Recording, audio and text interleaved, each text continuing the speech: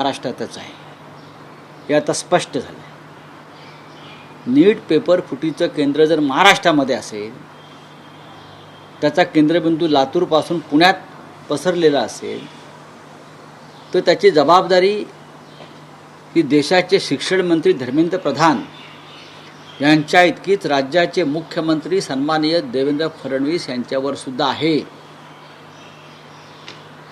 त्यातला master mind Tejas Shah याला काल CBI ने अटक केली. म्हणजे शहा कनेक्शन कुठेतरी असतंच महाराष्ट्रात, काही वाईट घडायचं असेल तर.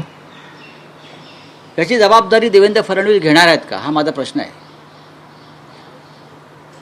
देशातल्या हजारो लाखो विद्यार्थ्यांचं भविष्य तुम्ही उद्ध्वस्त करता आणि त्याचा केंद्रबिंदू महाराष्ट्र आहे. आणि आपण सुशासन वगैरे वगैरेच्या गोष्टी ज्या करत आहात, प्रधानमंत्री मोदींच्या नेतृत्वाखाली एका पिढीचं आयुष्य तुम्ही बर्बाद केलेलं आहे.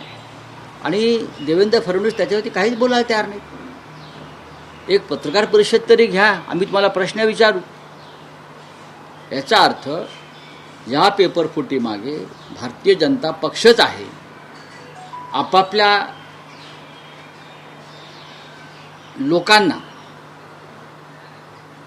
पेपर आधी मिळावेत आणि त्यांनी चांगला स्कोअर करावा, यासाठी पेपर फोडण्याचं एक नेटवर्क भारतीय जनता पक्षानं त्यातल्या प्रमुख लोकांनी तयार केलं. म्हणजे जशी न्यायव्यवस्था ताब्यात घेतली, निवडणूक आयोग ताब्यात घेतला, पोलीस यंत्रणा ताब्यात घेतली, त्याप्रमाणे स्पर्धा परीक्षा घेणारी यंत्रणा ही सुद्धा भाजपनं ताब्यात घेऊन या देशाचं कसं वाटोळं केलं आहे.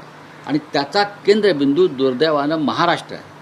ज्या महाराष्ट्रातल्या शिक्षण व्यवस्थेला देशामध्ये सन्मान होता, जगात सन्मान होता, ते पेपर फुटीचं केंद्र म्हणून समोर आलं आहे. कुठे त्या राज्याचे शिक्षण मंत्री, मुख्यमंत्री काय ते आतापर्यंत त्यांनी याच्यावरती भूमिका घेतली? CBI कारवाई करते, लक्षात घ्या.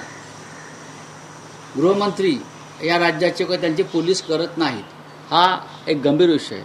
आणि महागाईचं म्हणाल तर उद्या प्रधानमंत्र्यांनी जे आवाहन केलं आहे, भरपूर पाणी प्या, तसं अजून एक आव्हान राज्यात केलं जाईल, भरपूर पाणी प्या.